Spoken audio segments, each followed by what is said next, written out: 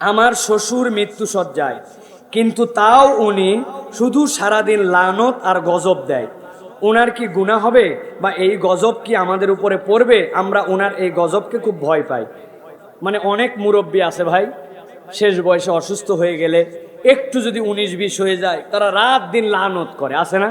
তোর উপর ঠাডা পড়ুক, তুই ধ্বংস হয়ে যা, তোর শেষ হয়ে যাবে, তুই শেষ, রাত দিন বলে। এখানে দুইটা পর্যায় ভাই। একটা হচ্ছে মুরব্বী যদি এরকম হন যে উনার বোধ বিচার বিবেচনা এগুলো লোপ পেয়ে গেছে, উনি ঠিক মতো বোঝে না, উনি রাগ করে কখন আর খুশি হয় কখন, এটা উনার সেন্সের উপরে এটা নিয়ন্ত্রণ নাই, তাহলে এই লোকের এইটা আমাদেরকে ক্ষমা সুন্দর দৃষ্টিতে দেখতে হবে, বুঝতে হবে উনি একটা হালতের মধ্যে চলে গেছেন, অথবা আল্লাহ তাকে মাফ করে দেখ, এইটার থেকে তিনি বেঁচে থাকেন। এখন এই রকম মুরব্বীকে আপনি যদি যাই ওয়াজ করেন যে বাবা এত গজব দিতে হয় না, লানত যে দেয়, উল্টা লানত যদি ভুল হয় তার উপরেও পড়তে পারে, ওই লোক তো আপনাকে লাঠি দিয়ে দাবড়াবে, আমারে জ্ঞান দিতে আসছিস ব্যাকল কোথাকার, বলবে না ভাই? আরো এই জন্য এইগুলা লোকের সাথে আর বেশি বক্তব্য দেওয়া যাবে না। তবে এই যে গজব দেওয়া লানত দেওয়া, এটা একটা তবিয়তগত বিষয়। সব বুড়া মানুষ কিন্তু লানত দেয় না। এটাই কত মানুষ আছে তার সারা জীবন এই তবিয়তটা প্র্যাকটিস করে গেছে, কথায় কথায় বাচ্চা কাচ্চাকে লানত করে, কথায় কথায় সন্তানদেরকে লানত করে, ঠাডা পড়ুক, শেষ হয়ে যা, মরে যা, তোর উপরে গজব, আল্লাহ তোরে জাহান্নামে দেখ, তুই ধ্বংস হোক। এক শ্রেণীর লোকই আছে মুখ দেখালে এইগুলোই কথা বের হয়। এখন সারা জীবনের যেটা কালচার বুড়া বয়সে তোটা বের হবে। এখন বুড়া যদি আমাদের নসিবেও লেখা থাকে, তাহলে ইয়াং বয়স থেকেই বাজে অভ্যাস আপনাকে পরিহার করতে হবে, ঠিক কিনা? মুখ দিয়ে আমাদের বাজে কথা ওই সময় বের হয়, যেই কথা সব সময় বের হয়, মানুষ ওই কথা মরার সময়ও মুখ অনেক দিয়ে বের হয়ে যায়। বাহির থেকে নাকি এক লোক আসছে, আসার পরে বলছে তুমি বাইরে কি করতে? বলছে আমি বিরাট বড় অফিসার ছিলাম, রাত্রেবেলা শুয়ে শুয়ে দেখে ওই মনের মধ্যে জপতেছে, এই জুতা পালিশ জুতা পালিশ জুতা পালিশ। বউ বুঝে ফেলছে ওনার স্বামী কত বড় অফিসার ছিল। এখন দুনিয়াতে যে যে কাজ করে, অনেক সময় মানুষের শেষ বয়সে মরার বয়সে এই কথা বের হয়ে যায়। সুতরাং এই গজব দেওয়া লানত দেওয়া, এটা রাসূলুল্লাহ সাল্লাল্লাহু আলাইহি ওয়াসাল্লাম স্পষ্ট নিষেধ করেছেন। এখান থেকে আমাদেরকে পরহেজ করে থাকতে হবে। আল্লাহ আমাদেরকে বোঝার তৌফিক দান করুক, এই মুরব্বীকে আল্লাহ হেদায়েত দান করুক। আর আপনারা যারা আশপাশে আছেন, আপনারা ধৈর্য ধরে থাকেন, তাকে বুঝান প্রয়োজনে, কিন্তু তার সাথে এটা রিপিটে উল্টা কথা বলেন না, শেষ বয়সে উনি হয়তো কষ্ট পাবেন। আল্লাহ আপনাদের সবরের কারণে উত্তম বিনিময় দান করবেন। তওবা করলে কি পিছনের সমস্ত গুনাহ মাফ হয়ে যায়? তওবা করার সঠিক নিয়মটা মেহেরবানি করে জানাবেন। প্রিয় ভাইয়েরা, তওবা মানে কি? তওবা মানে আল্লাহর কাছে ফেরত আসা, আল্লাহ রাব্বুল আলামিনের সাথে ভাঙা সম্পর্ক জোড়া লাগায় দেওয়া। আল্লাহ আরো চমৎকার করে বলেছেন, তুবু ইলাল্লাহি তাওবাতান নাসুহা। নাসুহা শব্দটা দুইটা মূল ধাতু থেকে, একটা নাসাহাতুন আর একটা নাসাহাতুন। এই নাসাহাতুন মানে যেরকম অনেক কাপড় জড়ো করে একটা কাঁথা বানানো হয়, জোড়া লাগানো হয়, এইটা হচ্ছে আল্লাহর সাথে ভাঙা সম্পর্ক আবার জোড়া লাগানো, এইটাকে আল্লাহ তাওবাতান নাসুহা বলেছেন। কেউ যদি আল্লাহর কাছে তওবা করে, আল্লাহ তার চাইলে সকল গুনাহ খাতা মাফ করে দিবেন। তবে দুইটা স্তর আছে, একটা হচ্ছে আল্লাহর সাথে সম্পৃক্ত অপরাধ, যেটাকে আমরা বলি আল্লাহর হক। আল্লাহর হক, আপনি সারা জীবন নামাজ পড়েন নাই, কথার কথা, আপনি রোজা রাখেন নাই, এখন আল্লাহর কাছে আপনি তওবা করছেন, আল্লাহ চাইলে এটা তার অধিকার, আল্লাহ পুরাটাই মাফ করে দিতে পারে। কিন্তু আপনি আপনার বোনের 1.5 বিঘা জমি দেওয়ার কথা ছিল, কৌশলে 1 বিঘা দিয়ে 1/2 বিঘা মেরে খাইছেন, এখন শেষ বয়সে এসে বলছেন আল্লাহ ভুল হয়েছে, আল্লাহ তুমি মাফ করে দাও। আল্লাহ কিন্তু এই 1/2 বিঘা যে মেরে খাইছেন, এই গুনাহ আল্লাহ মাফ করবেন। এটার জন্য আগে বান্দার হক ফিরায়া তারপরে তওবা করতে হবে। সারা জীবন জনগণের রাস্তার টাকা মারি খাইছেন, কন্ট্রাক্টারি করে 2 নম্বর কামাই ইনকাম করছেন, আপনি ইচ্ছা মতো সরকারের তবিল ফাঁকা করে আমেরিকা, লন্ডন, কানাডায় বাড়ি বানাইছেন, শেষ বয়সে লম্বা দাড়ি রেখে খানায় কাবার ইমামের পিছনে 10 দিনের জন্য ইবাদত বন্দেগীতে রত হয়ে গেছি, এদিকে আমাদের পুরাপুরি শেয়ার বাজারের তলা আউট করে দিছি, তাই না?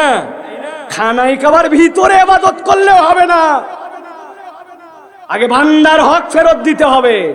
সুতরাং তওবা ওই গুনাহ মাফ করবে। বান্দার হক বুঝাই দিছি, আল্লাহ ওইটা তখন ভুল করছিলাম কিন্তু ফেরত দিছি, এখন তুমি আমার ওই নির্দেশটা মানা দায়িত্ব ছিল, ভুল করছিলাম ওই সময়, ফেরত দিছি, কিন্তু ওই ভুলের গুনাহটা মাফ করো। আল্লাহ গুনাহ মাফ করে দিতে পারেন। এর নাম হচ্ছে তওবা। তওবা মানে এরকম নয় যে অতীতে আমার যেগুলা ভুল ওইগুলা যার সাথে যা আছে তা আছে, কিন্তু আল্লাহর কাছে ধান্দাবাজি লাগালাম, এর নাম তওবা নয়। আল্লাহ আমাদেরকে প্রকৃত তওবা করার তৌফিক দান করেন। আর একটা তওবা উত্তম তওবা, সেটা কি আপনি বিশেষ করে শিখে নেবেন। নবীজি বলছেন, আল্লাহুম্মা আনতা রাব্বি লা ইলাহা ইল্লা আনতা খালাকতানি ওয়া আনা আবদুকা ওয়া আনা আলা আহদিকা ওয়া ওয়া'দিকা মাসতাতাতু আউযু বিকা মিন শাররি মা সানাতু আবু লাকা বিনি'মাতিকা আলাইয়া আবু বিযামবি ফাগফিরলি ফাইন্নাহু লা ইয়াগফিরু যুনুবা ইল্লা আনতা। নবী বলছেন, কেউ যদি ফজরের পরে কায় মনোবাক্যে এইটা পড়ে আর ওই দিনের মধ্যে সে যদি মারা যায়, আল্লাহ তাকে জান্নাতে ঢুকায় দিবেন। আর যদি সন্ধ্যার পরে পরে আর ওই রাত্রের মধ্যে সকাল হওয়ার আগে মারা যায়, আল্লাহ রাব্বুল আমিন তাকে মাফ করে দিবেন। এটা হচ্ছে সাইয়্যিদুল ইস্তেগফার। আল্লাহর সাথে বান্দার যত ভুল বুঝাবুঝি, এটার দ্বারা আল্লাহ ক্ষমা করে দিবেন আল্লাহর সাথে যেগুলো আমাদের অপরাধ। এই সাইয়্যিদুল ইস্তেগফার আমাদেরকে শিখতে হবে প্রিয় ভাইরা। বান্দার হক দিয়ে তারপর আল্লাহর কাছে আমরা ক্ষমা চাইবো, আর যেগুলো আল্লাহর সাথে সম্পৃক্ত তার জন্য সবসময় ইস্তেগফার করব। ইনশাআল্লাহ তওবার দ্বারা আপনার সকল গুনাহ তাহলে মাফ হয়ে যাবে। আল্লাহ আমাদেরকে প্রকৃত তওবা করার তৌফিক দান করেন। রুমের মধ্যে বাথরুম, ওখানে অজু করলে অজু হবে কিনা? প্রিয় ভাইরা, আমাদের বাংলাদেশে সব পুরো পৃথিবীতে এখন আমাদের অ্যাটাচ বাথরুম। অ্যাটাচ বাথরুমে অজু করলে 100% অজু হবে। অজু হবে না এরকম নয়, তবে অজুর ক্ষেত্রে প্রথমে যে বিসমিল্লাহ বলা, এইটাকে অনেকে ফরজ বলেছেন, যদিও ফিকুল হানাফ অনুযায়ী আমাদের ফকিরা এইটাকে সুন্নতে মুআক্কাদা অত্যন্ত গুরুত্বপূর্ণ আমল বলেন বিসমিল্লাহ বলে উযু করা, কিন্তু এটা ফরজ নয়। এখন বাথরুমটা এমনভাবে যার সাথে টয়লেট জড়িত, ওর ভিতরে তো আল্লাহর নাম নেওয়া যায় না। এখন আপনি ওর ভিতরে যদি আল্লাহর নাম না নেন, আপনার অজুর ফরজ 4টা আদায় করলে আপনার অজু হয়ে যাবে, কিন্তু বিসমিল্লাহ না বলার কারণে আপনার অজুর পূর্ণতা হবে না। এখন ফোকায়ে কেরাম 2 ধরনের মতামত দিচ্ছেন। বাথরুম যেগুলো অ্যাটাচড, ওইগুলাতে আমরা কম্পার্টমেন্ট বানাবো 2টা, ফ্ল্যাট করে একবারে সমান, ওখানেই প্যান লাগানো, ওখানেই গোসলের জায়গা না। প্যানের জায়গাটা অথবা কমোটের জায়গাটা একটা প্ল্যাটফর্মের মতো বানায়, 4 ইঞ্চি হোক 2 ইঞ্চি হোক, একটা উঁচু করবেন, ওটা একটা আলাদা পার্ট, এটা একটা আলাদা পার্ট। এইখানে যদি আপনি অজু করেন তাহলে আপনার অজু হবে। সেই ক্ষেত্রে মাসালা, আপনি যখন অজুর নিয়তে বাথরুমে ঢুকবেন, বিসমিল্লাহটা বাথরুমের বাহিরে বলে অজুর নিয়তে ভিতরে ঢুকবেন। অজু করে বের হয়ে আবার অজুর যে দোয়া আশহাদু আল্লা ইলাহা ইল্লাল্লাহু ওয়াহদাহু লা শারীকা লাহু, এটা বাইরে পড়বেন, তাহলে আপনার অজু হয়ে যাবে। কিন্তু অ্যাটাচ বাথরুমের মধ্যে অজু করলে অজু হবে না, এই কথাটি ঠিক নয়। আল্লাহ আমাদেরকে বোঝার তৌফিক দান করেন।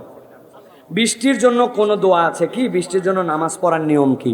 বৃষ্টির জন্য রাসূলুল্লাহ সাল্লাল্লাহু আলাইহি সাল্লামের আমল ছিল, যখন বৃষ্টির প্রয়োজন পড়তো, অতি খরা দেখা দিত, তখন নবী করিম সাল্লাল্লাহু আলাইহি সাল্লাম সাহাবীদেরকে প্রথমে ঘোষণা দিতেন যে আমরা সালাতুল ইস্তিসকা বা বৃষ্টির সালাত আদায় করব। বৃষ্টির সালাত আদায় করার সময় নবীজির সুন্নাত ছিল কথা না বলে, বেশি উন্নত জামা কাপড় না পরে, মলিন জামা কাপড় পরে পায়ে হেঁটে একটা মাঠের মধ্যে চলে যাওয়ার পরে 2 রাকাত নামাজ একামত এবং আজান ছাড়া আদায় করা, এরপরে একটা ছোট্ট করে খুতবা দেওয়া, যেই খুতবার মধ্যে বেশি বেশি কোরআনের আয়াত, আল্লাহ ভীতির আয়াত পড়া, এরপরে আল্লাহর কাছে কায় মনোবাক্যে দোয়া করা, মুসল্লিরা সাথে সাথে আমিন বলবে। এই ক্ষেত্রে বর্ণনা আছে যে হাত উল্টানো, অথবা যদি গায়ের মধ্যে কোনো কাপড় থাকে, গামছা থাকে, সেটা উল্টায় নেওয়া, এরকম করে আল্লাহর কাছে কায় মনোবাক্যে দোয়া করা। আর দোয়ার মধ্যে কি বলা? আল্লাহুম্মা সাইয়্যিবান নাফিয়া, হে আল্লাহ তুমি উত্তম বিচারকারী, তুমি আমাদের কাছে উত্তম বৃষ্টি দান করো, যেই কল্যাণের বৃষ্টি দিলে আমাদের জন্য উপকার হবে। আল্লাহুম্মা আগিসনা, হে আল্লাহ আপনি আমাদের এমন মেঘ দেন যেই মেঘ দ্বারা আমাদের জন্য কল্যাণ হবে। ভালো মন্দ আপনি জানেন, কোন বৃষ্টিতে উপকার আছে, কি পরিমাণ বৃষ্টিতে উপকার আছে, এটা আল্লাহর কাছে কামনা করা। এখানে একটা মাসালা জানা দরকার, বৃষ্টির দোয়া করলেই বৃষ্টি আসমান থেকে নামলো মানে নামাজ কবুল হলো, আর বৃষ্টির দোয়া করলাম কিন্তু বৃষ্টি নামলো না মানে কবুল হলো না, বিষয়টা এরকম নয়। বৃষ্টি নামা না নামা বিষয় নয়, সুন্নতের প্র্যাকটিস প্র্যাকটিস করা, নবীজির ওয়াদা অনুযায়ী আল্লাহর কাছে ফেরত আসা, তওবা করা। আল্লাহ আমরা আর তোমার অবাধ্য হব না, তোমার রহমতের ভিখারি, তুমি ছাড়া কেউ আসমান থেকে এক ফোঁটা বৃষ্টি নামাতে পারে না। আল্লাহ আমরা গুনাহ খাতা করে করে আমরা আমাদের অপরাধে আজকে এই অবস্থায় আসছি, তোমার কাছে ফেরত আসলাম। বান্দাই তওবা করার জন্য ওখানে যাবে। বৃষ্টি কখন দিতে হবে, কেমনে দিতে হবে, এটা আল্লাহ রাব্বুল আলামিন জানেন। কিন্তু এই সুন্নত আমল করাটা আমাদের দায়িত্ব। আল্লাহ আমাদেরকে বোঝার তৌফিক দান করেন। আমরা তো সেই মানুষ যারা রবকে বিশ্বাস করে। আমরা কি বিশ্বাস করি নাকি যে মঙ্গলের মতো মঙ্গল, হুতুম পেঁচা, বান্দর, ভাল্লুক এইগুলার কাছে চাইলে এরা ভালো মন্দ করতে পারে? যেই হুতুম পেঁচা ভাল্লুক নিয়ে মিছিল করার পরে তোমরা ওর পাশার মধ্যে আগুন লাগায়, পানির মধ্যে ফেলায়া ডাস্টবিনের লোক কুড়ায় নিয়ে যায়, ওইগুলার কাছে আমরা চাই না। আমরা মঙ্গলের মালিক আল্লাহর কাছে চাই। আমরা ব্যাঙ্গের বিয়েও দেই না, আবার এটাকে হাজার বছরের সংস্কৃতিও বলি না। আমি ব্যাঙ্গের স্রষ্টা, পানির স্রষ্টা আল্লাহর কাছে আমি সাহায্য চাই, ঠিক কিনা? অতএব আলেম ওলামারা সালাতুল ইস্তিসকার আয়োজন করবেন, মানুষকে সম্পৃক্ত করে তওবা করাবেন। এটা একটা ওসিলা, মানুষ যেন অনুভব করতে পারে কষ্ট কি জিনিস, আল্লাহর কাছে সাহায্য আমাদের কিভাবে চাইতে হবে। আল্লাহ আমাদেরকে আমল করার তৌফিক দান করুক, বলেন আল্লাহুম্মা আমিন।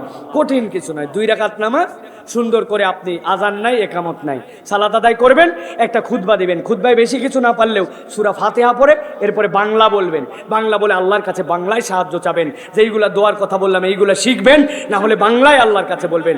ভাষার কোনো ধর্ম নাই, ধর্মীয় ভাষা আছে। যেই আল্লাহ বাংলা বোঝেন ওই আল্লাহ আরবিও বোঝে, ঠিক কিনা? আল্লাহ আমাদেরকে বোঝার তৌফিক দান করেন। শিশুদের প্রস্রাব শরীরে লাগলে নামাজ হবে কি? দয়া করে বলবেন। প্রিয় ভাইয়েরা, শিশুদের প্রস্রাব বলতে আমাদের যেগুলা দুধের শিশু, এই ক্ষেত্রে শরীয়তের মাসালা হচ্ছে শিশু যদি কন্যা শিশু হয় তাহলে ওই কন্যা শিশুর প্রস্রাব যদি লাগে এটা আপনাকে পরিষ্কার করতে হবে, পুরুষেরটাও পরিষ্কার করতে হবে। কিন্তু কন্যা শিশুর যে প্রস্রাব, এই প্রস্রাবের ক্ষেত্রে ফোকায়ে কেরাম বলেছেন এর মধ্যে যে পরিমাণ নাপাকি অথবা যে পরিমাণ বিষয় থাকে, শরীয়ত আমাদের সাথে এটাকে সম্পৃক্ত করেছে যে এই প্রস্রাব আমাদের জন্য নাজাসাত এবং এটা নাজাসাতে হাকিকি। অতএব এইটা লাগলে যে অংশ লাগছে ওই অংশ আপনাকে ধুয়ে তারপরে আপনাকে পরিষ্কার করতে হবে। উম্মতে মুহাম্মাদের সৌন্দর্য জানেন, এর আগ পর্যন্ত যত উম্মত ছিল তাদের যদি নাজাসাতে হাকিকি কোথাও লাগতো ওইটা কেটে ফেলে দিতে হতো বা পুড়ায় ফেলতে হতো। আর আল্লাহ আমাদের শরীয়তকে সহজ করছেন, পানি ছিটাই দিলে, ধুয়ে ফেললে, পরিষ্কার করলে ওই কাপড় আমাদের জন্য জায়েজ। অতএব বাচ্চাদের প্রস্রাব নাপাক, এটা যদি আপনার লাগে তাহলে এটা আপনাকে পরিষ্কার করে নামাজ আদায় করতে হবে। একটা মাসালা আছে এক্ষেত্রে, অনেক সময় তোষকের মধ্যে প্রস্রাব লেগে যায়। এখন তোষক কিভাবে পরিষ্কার করবেন? এক্ষেত্রে মাসালা, যেই অংশটুকুতে আপনার লাগবে ওই অংশটুকুকে বেশি করে পানি ছিটায়ে এমন অবস্থায় নেবেন যে কোনো একটা টিস্যু, কোনো একটা কিছু যেখানে চাপ দিলে ওইটা সোক করতে পারে, ওইটা শুকানোর পর আবার দিবেন, 3বার দিয়ে পরিষ্কার করলে এরপর ওটা শুকায় গেলে আপনার ওইটা হালাল হয়ে যাবে, পরিষ্কার হয়ে যাবে। এইভাবে পরিষ্কার করে আমাদের সালাত আদায় করতে হবে। সুতরাং শিশুদের প্রস্রাব মানে একদম নাপাক নয়, বিষয়টি এরকম নয়। তাদের প্রস্রাবও নাপাক, কিন্তু একজন অ্যাডাল্ট মানুষের তুলনায় এইটা হালকা, এইটার বিধানটা হালকা। আল্লাহ আমাদেরকে বোঝার তৌফিক দান করেন। সর্বশেষ প্রশ্ন, হযরত মুহাম্মদ সাল্লাল্লাহু আলাইহি ওয়াসাল্লামের আগে বা অন্য কোনো নবী রাসূলের জামানায় সালাতের বিধান ছিল কিনা মেহেরবানি করে বলবেন। প্রিয় ভাইয়েরা, বলেন তো আমাদের প্রতি মেরাজের রাত্রিতে কত রাকাত সালাত ফরজ হয়েছিল? 50। কত? কোন নবী আল্লাহ রাসূল সাল্লাল্লাহু আলাইহি ওয়াসাল্লামকে পরামর্শ দিলেন যে ইয়া রাসূলুল্লাহ এতগুলি আপনার উম্মত পারবে না? কোন নবী? আপনারাই তো জানেন। তাহলে মুসা আলাইহিস সালাম যদি নামাজ সম্পর্কে ধারণাই না থাকতো তাহলে উনি কেন বলবেন আমার উম্মত পারে নাই? তাহলে যত উম্মত ছিল আদম আলাইহিস সালাম থেকে সকলের প্রতি 2টা বিধান ছিল, কুতিবা আলাইকুমুস সিয়াম কামা কুতিবা আলাল্লাযিনা মিন ক্বাবলিকুম। সকলের উপর রোজা ছিল, কিন্তু রমজানের রোজা সকলের প্রতি ফরজ ছিল না। সকলের জন্য সালাত ছিল, কিন্তু আমাদের নামাজের মতো ফজর, জোহর, আসর, মাগরিব, এশা এবং এই প্রক্রিয়ায় নামাজ ছিল না। নামাজ ছিল কিছু কম বেশি পদ্ধতিগত ছিল। ইসলাম যেরকম একদম আদম আলাইহিস সালাম থেকে আসছে মুহাম্মদ সাল্লাল্লাহু আলাইহি ওয়াসাল্লাম পর্যন্ত, রোজা যেরকম আদম আলাইহিস সালাম থেকে মুহাম্মদ সাল্লাল্লাহু আলাইহি ওয়াসাল্লাম পর্যন্ত, সালাত ও আদম আলাইহিস সালাম থেকে মুহাম্মদ সাল্লাল্লাহু আলাইহি ওয়াসাল্লাম পর্যন্ত, কিন্তু পদ্ধতিগত কিছু পার্থক্য ছিল। সুতরাং সালাত একবারে আমাদের জন্যই কেবল বিষয়টি এরকম নয়, আগের উম্মতেরও সালাত ছিল, পদ্ধতিগত ভিন্ন ছিল। আল্লাহ আমাদেরকে উত্তম সালাত আদায় করার তৌফিক দান করেন। আজকের আশা বসাকে আল্লাহ রাব্বুল আমিন কবুল করেন। আল্লাহ রাব্বুল আমিন আমাদের আজকের আয়োজনকে কবুল করেন। আল্লাহ যারা আজকে আসলেন, আল্লাহ আমাদের সকলকে কোরআন সুন্নাহ অনুযায়ী জীবনযাপন করার তৌফিক দান করেন। ওয়া মা তৌফিক ইল্লা বিল্লাহ। সুবহানাকাল্লাহুম্মা বিহামদিকা আশহাদু আল্লা ইলাহা ইল্লা আনতা আস্তাগফিরুকা ওয়া আতুবু ইলাইক। ওয়াসসালামু আলাইকুম ওয়া রাহমাতুল্লাহি ওয়া বারাকাতুহু।